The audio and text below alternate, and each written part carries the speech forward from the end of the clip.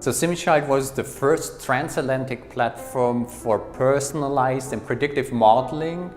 of congenital heart disease. And the focus in SimiChild was to model the anatomy and also the blood flow within the aorta. SimiChild is an international cooperation project in the area of the so-called virtual physiological human, which has been funded by the European Commission with roughly 990,000 euros, and which started in January 2010 and ended in June 2012. It has been led by Siemens with the involvement of two clinical centers,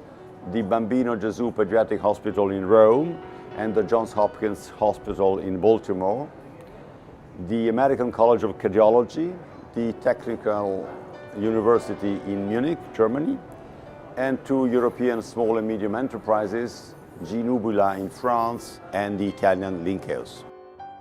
As today, there is no imaging system that can really measure blood flow in a dense fashion, in a volumetric fashion, and therefore this simulation technology is crucial to really understand how the blood flows through the aorta and how anatomical malformations influence the blood flow, which may lead, for example, to dilations of the aorta, or narrowings may lead to blood clots in the aorta and so on. So the simulation really provides crucial insight beyond the state of the art today. With our modeling, we have created a system to assess the stress of the wall of the aorta, and therefore we managed to predict in a more precise way, and especially in a more individualized way, the risk of dissection in each single patient. SimiChild's outcomes have been presented at various international events, starting from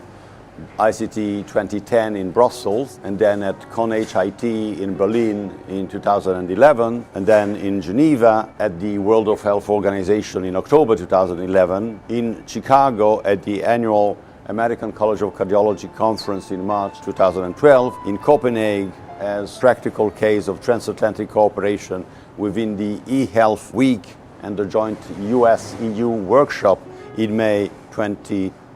in Washington at the American College of Cardiology Heart House within a final workshop implemented in the form of a highly specialized seminar attended by biomedical and bioengineering experts in June 2012.